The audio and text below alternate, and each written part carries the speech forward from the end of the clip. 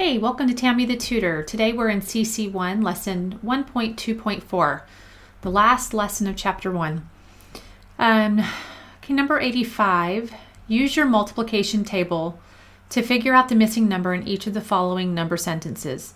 Each missing number is represented by n.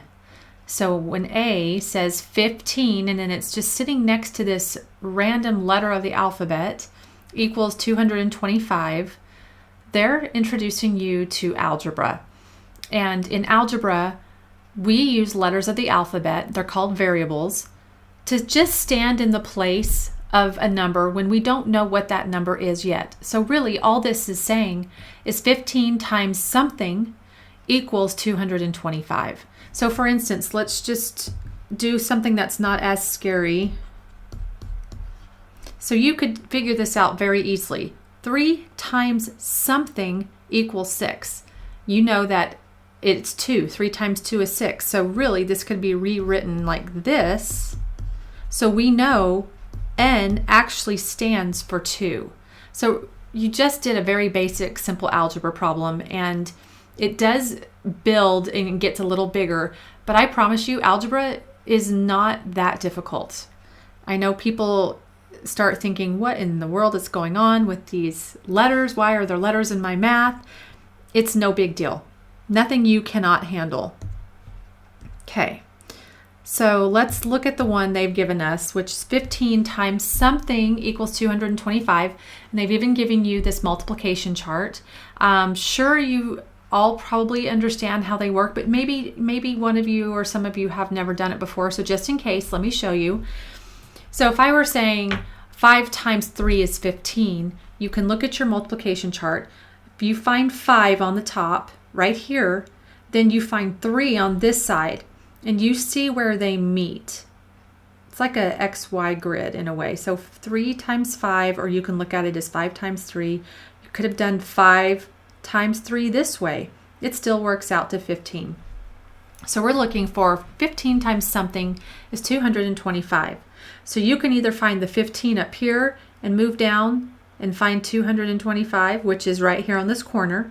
So then you want to go straight across and see what number that represents, and that's 15.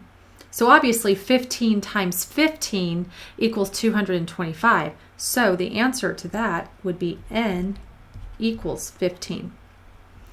Okay, B says 84 divided by 12 equals what?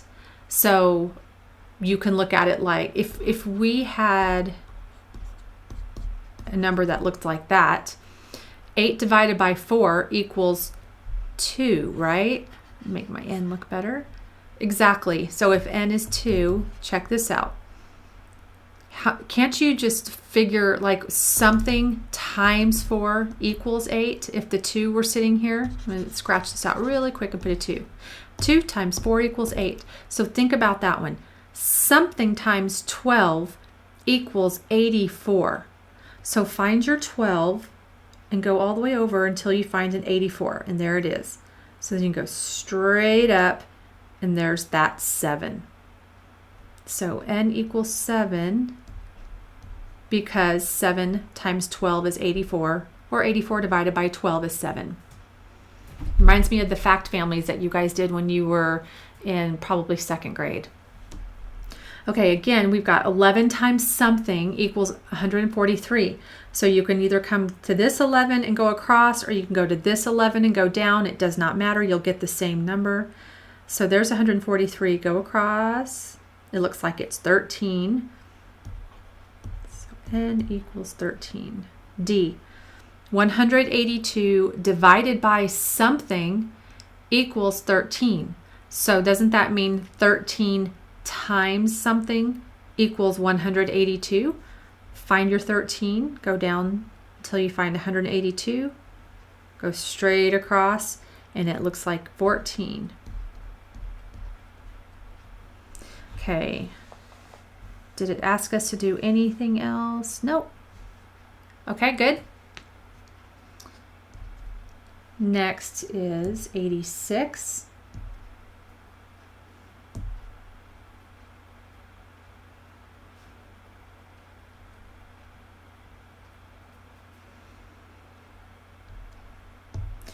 Okay, Jack has 4 tiles and wants to find out how many different shapes he can make with them. Sketch all the arrangements that Jack could make with his tiles so that all the tiles touch at least one other tile completely along a side. Assume no tiles can overlap. How many arrangements are there? Okay, so I love showing you this on the online homework because they have this really fun e-tool and it's really easy to use. Watch how easy I can just move those over. So there's one arrangement right there. Okay, every tile is touching another tile at least on one side. They're not overlapping. Okay, and what I'm going to do is every time we create one, I'm going to draw it on the side so that we can remember it, because I think they're going to ask us to do something else in a moment. Okay, let's see. I could simply move one to the top, and that's a different arrangement. That's one possibility. Okay. What if we did that?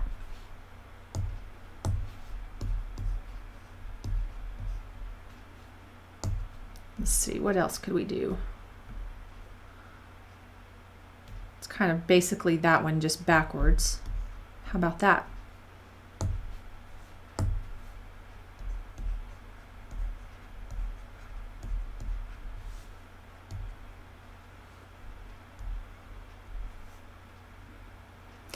Again, we can use this situation and kind of reflect it on the other side so it looks like this. Whoops.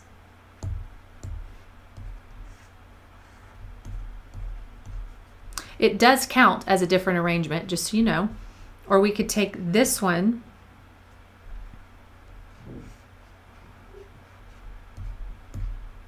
and it's basically this one flipped downward. So you can do those in different places. You can flip this one to the top. You can make this one be vertical instead of horizontal. Those are all technically different arrangements. So you can see that there's a lot you can do. But here's what they're asking us to do now.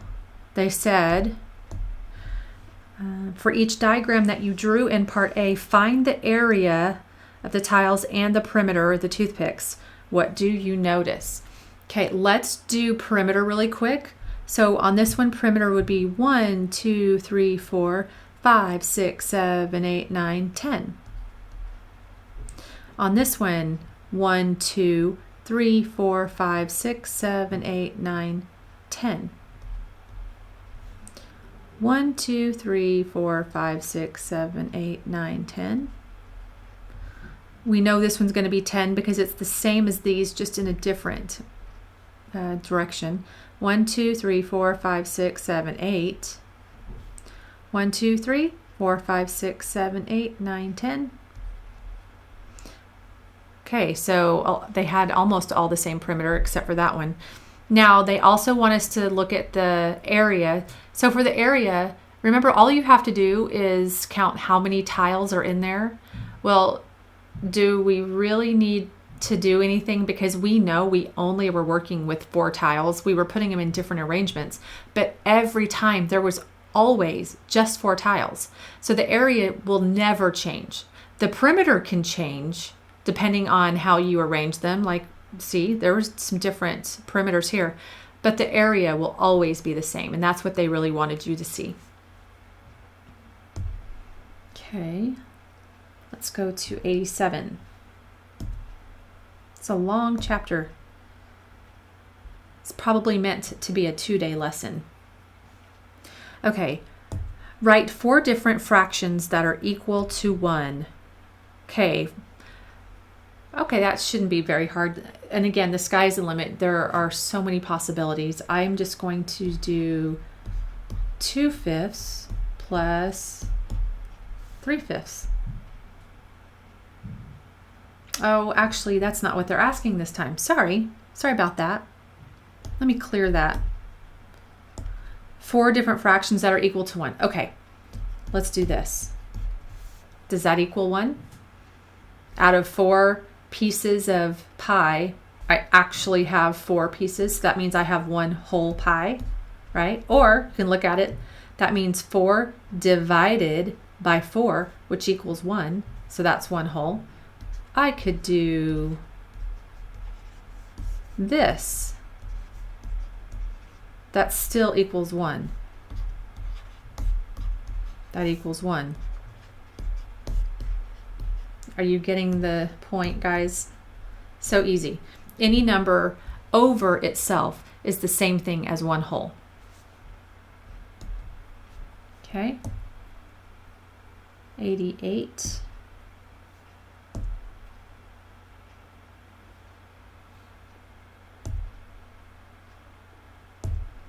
Okay, it says copy and complete the table of multiples below.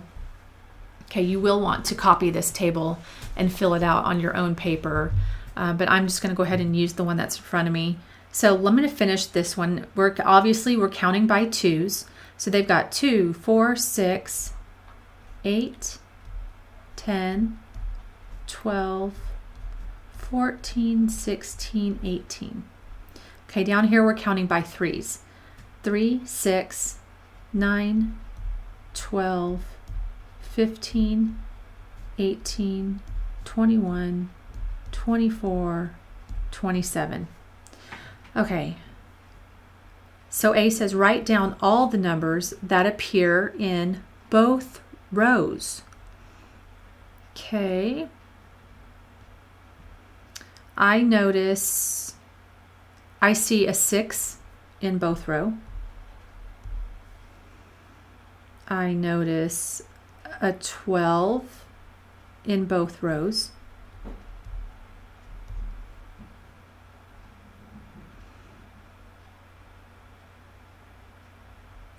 And I notice 18s. Okay, you guys see that? Okay, B says, what is the smallest number that appears in both rows? Well, since we've already listed all the numbers they have in common, we can see that 6 is the smallest one. This is called the least common multiple of 2 and 3. And that should make sense to you because least means the smallest. We found the smallest one they have in common. And there's that word common. And these are all multiples of 2s and 3s. Okay. C, find 3 more common multiples of 2 and 3. Well, if you really wanted to, you could keep filling out this table. That would absolutely work. But I'm thinking there might be a faster, easier way to see. Did you guys notice a pattern right here? These were the ones they had in common right here.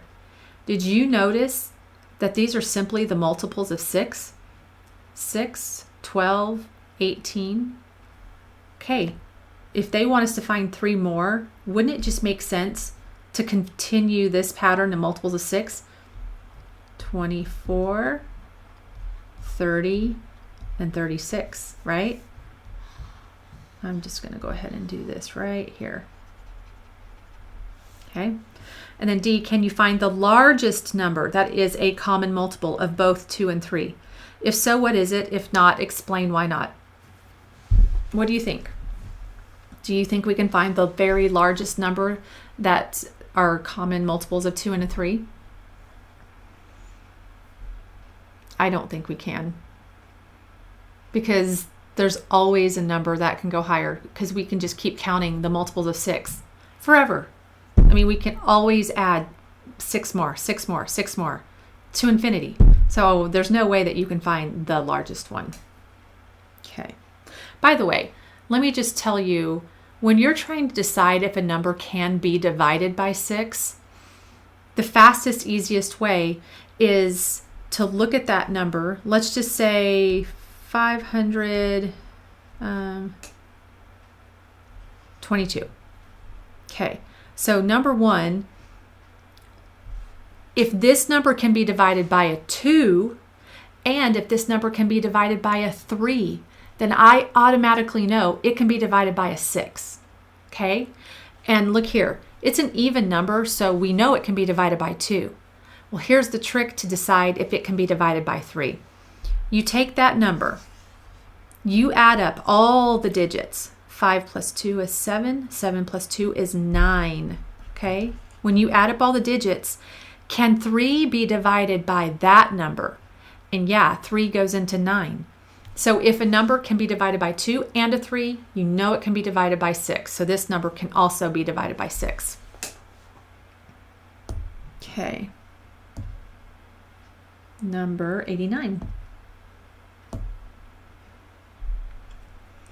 Okay, it says, how many hands long is your bed? That sounds like a really odd question, doesn't it? They're saying, using your hands as units of measure, first estimate without actually counting the number of hands you think will fit across the length of your bed. So seriously, that's what they mean. As if this was your only way to measure something. You can simply put your hands down like this and then keep going until you get to the end of your bed. But they first want you to kind of look at your bed and look at your hands and decide, I don't know, I think maybe about 25 of my hands can fit. And it doesn't matter. Obviously, everybody's different. Everybody has different sized hands. Everybody has different sized beds. They're just wanting you to think about measuring and estimating and just kind of getting your mind there. And then after you do that, they want you to then really go measure and record the length of your bed using your hands and see, how was your estimate? Did you get close? Okay, so that's nothing I can help you with, but it's a fun and easy thing to do at home.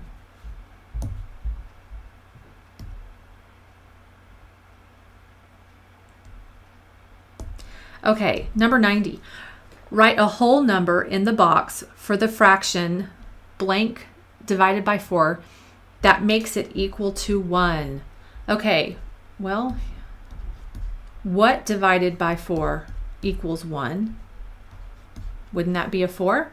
So that's what you would write in that box for A. Okay, B, we want a number to go in this box that would make this greater than 1. Okay, guess what? As long as that top number is greater than the bottom number, then this is going to equal greater than 1. Actually, that's 1 and 1/4. And that is indeed greater than just 1 whole. You could have put 5, 6, 7, 8, 9, 10. You could have put 1,000, 2,700. It doesn't matter. As long as the top number is larger than the bottom number, that fraction will be bigger than 1. Okay, for C, they want it to equal less than 1. Okay, wouldn't it make sense that it's going to be the opposite of this one? So we could write 3/4. And right, 3/4 is not enough to be 1 whole. Therefore, it is less than or smaller than 1. You could have put 1/4, 2/4, 3/4. Okay. D, something that's going to equal 0. Well, that's only one option. 0 divided by 4 equals 0. Okay, now they want whatever this number is divided by 4, that number needs to be greater than 100. So I'm going to say it actually needs to be greater than 100, right? Okay, so think about this for a second. What would happen? What could I put on top that would actually make this equal 100? Let's start there first. Remember, we did these a couple of sections ago or a couple of problems ago. 100 times 4 would give me 400, okay? So I just need anything that would make this bigger than 100. So technically, if we put 401, that would automatically mean this was bigger than 100. You could start with 401 or any number bigger than that, and that would definitely equal more than 100, okay?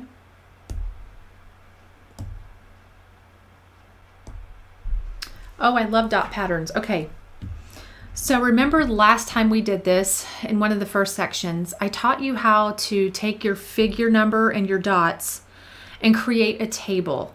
So this is going to be really good practice to see if you could remember how to do that. So here's what I always do. In figure 1, here's what I do. The top number represents the figure number. The bottom number represents the number of dots. Okay. In figure 1, there are 4 dots. In figure 2, there are 6 dots. In figure 3, there are 8 dots. Okay, you can totally see the pattern. See how this is going figure 1, 2, 3, but down here it's 4, 6, 8. So we'll come back to that in a second. Let's do A. It says sketch the 4th and the 5th figures. So the 4th figure, let's say figure 4. Oh, you could even use these tools here to help you. Those are kind of nice. Do you see how every one of them has this base, like a diamond? Okay. And then look at the top. That one goes from having 1 dot on top, now it's 2, now it's 3, and it's the same thing on the bottom. So figure 3 has 3, figure 2 has 2, figure 1 has 1. Well, figure 4, it'll be 1, 2, 3, 4. 1, 2, 3, 4. And then figure 5, 1, 2, 3, 4, 5. 1, 2, 3, 4, 5. Okay. And if you count them, and we don't even need to because we are smart enough to recognize this pattern, and I've run out of room. 4, 6, 8, 10, 12. But you can count them to make sure if you want to. Okay, now B, how many dots will the 50th figure have? Well, I don't know about you, but I am not about to do these figures all the way until I get to the 50th figure. I don't even want to fill out this table until I get to figure number 50. So last time we worked on this, I was trying to help you figure out how to create a pattern within here, like a little multiplication and sometimes adding if needed, to figure out the pattern of what's happening. And what I mean by that is you have to play with it, so you be patient. But I know that I'm always going to multiply this top number times something to get the bottom number. And sometimes it works like that. You can just find that number that multiplies and gives you that bottom number, and it works for every one of them. But sometimes it's not that simple. Sometimes you have to find a number that multiplies the top number and gets you close, not all the way there, but just close. But then you just have to decide how much more you need to add to get there. And I think this is one of those situations because the only way to get from 1 to 4 when you're multiplying is 1 times 4. But when I come over here to the 2 and I test it out, 2 times 4 is 8. So obviously the pattern is not multiplying 4 because it has to work for every one of them. So I'm going to scale back and I'm going to say, how about 1 times 3 will give me 3, and then I can add 1 more to get 4. Let's see if it works for this. 2 times 3, oh, it gets me straight to the 6. Okay, so that doesn't work either. No big deal. I tried times 4, I tried times 3. Let's go down and try times 2. So 1 times 2 is 2, and if I add 2 more, I'll get the 4. Okay, 2 times 2 is 4. Add 2 is 6. 3 times 2 is 6. Add 2 is 8. So we found our pattern. So whatever our figure number is, we multiply it times 2, and then we add 2. So I can put my figure number in front of this number and then work it out and always get the amount of dots. Well, our figure number we want now is 50. So now we just use our PEMDAS, which we know multiplication comes first. 50 times 2 is 100, plus 2 equals 102. So that would be 102 dots. This might seem overwhelming at first, but I promise you're going to practice these a lot. And if you just are patient with yourself, and I'll keep walking you through them, I think pretty soon you're going to get really good at finding these patterns. Okay, 92.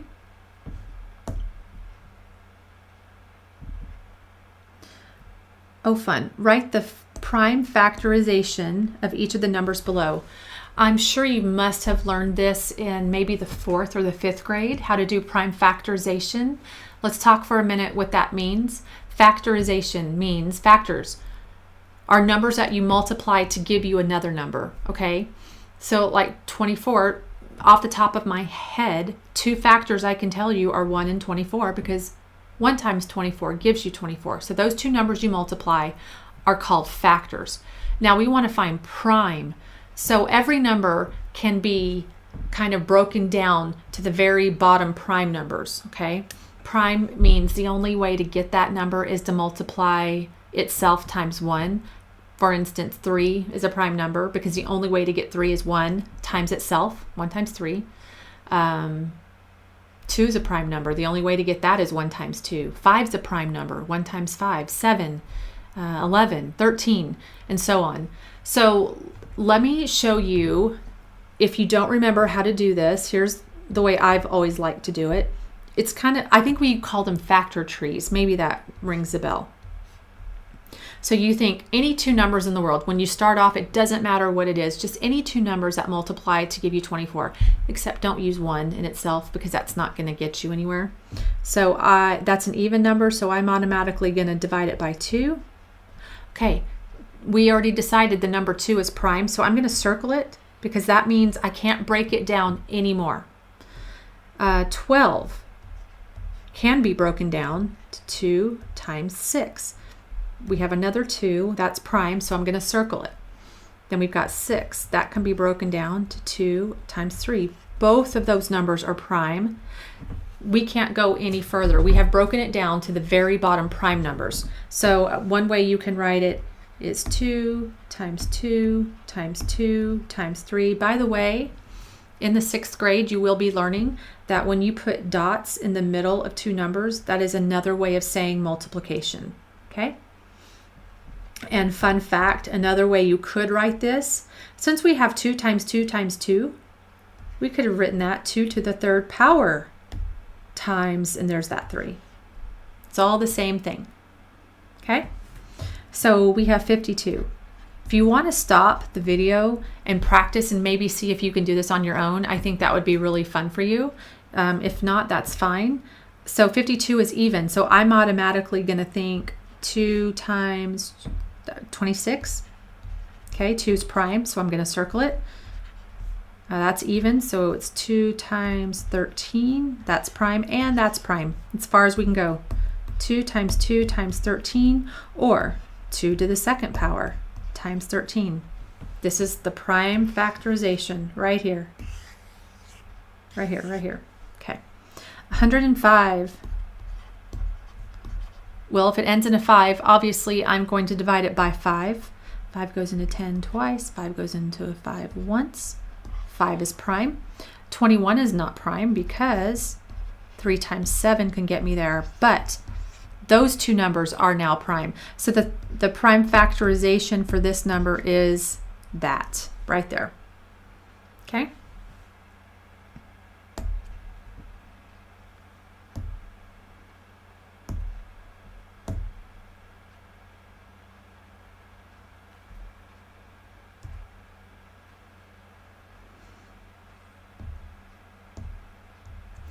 Okay, use your knowledge of place value to round the decimals to the specified place in parts A through C, and then put the inequality sign in here. Okay, so we have done this in the last couple of chapters, so you should be used to this by now. So we're going to round this number to the nearest hundredths place. So you need to find the number that is sitting in the hundredths place. So that's tenths, and that 9 is our hundredths, okay? And then you look to the right to tell you what to do. That 3 is 4 or less, so we're going to let it rest. We're going to let the 9 rest. So 17 and 19 hundredths. You can leave it just like that, or you can add the zeros, okay? B, we want to round this to the nearest thousandths place. So tenths, hundredths, thousandths. That 0 is in the thousandths place. You look to the right, which is the 2, and that 2 is also 4 or less, so we're going to let that 0 rest. So we're going to rewrite it like this. Okay? We could also add another 0 where that 2 used to be, but it doesn't matter. Same number, right? Okay, this one, tenths place. So the 2 is what we're going to round, and you look to the right, which is a 5. 5 or more, let it soar. So that 2 is going to soar up to the next number, which is a 3. So that would be 8 3/10. Okay. D, we are comparing which number is bigger. This one's got 47, this one's got 47. So far, I don't know which one is bigger. So I'm going to move past the decimal. There's a 2. Ooh, and then there's 197. 197 sounds bigger than 2. But do you guys remember this trick? If it's past the decimal, you want to make both numbers have the same number of digits. Sorry. So I'm going to rewrite this. 47.2. Well, this one has 3 numbers. So I want to make this one have 3 numbers, okay? Now look how easy that is. Is 200 bigger or 197 bigger? Yes, it's this one. Okay, so this one, oh, it almost looks the same. Oh, I see. This one has more. Okay, so let's do it again. Let's make them both have the same amount of numbers. This one has 1, 2, 3, 4, 5. 1, 2, 3, 4. I need to add one more 0. Okay, so you can see this one really is 320, and this one's only a 32, so this one is bigger.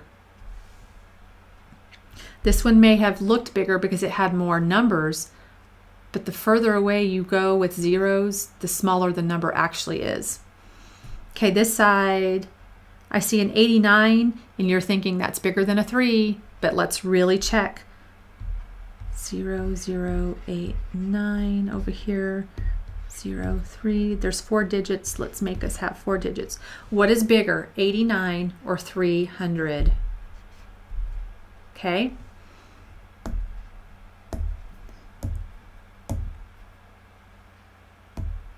Last one.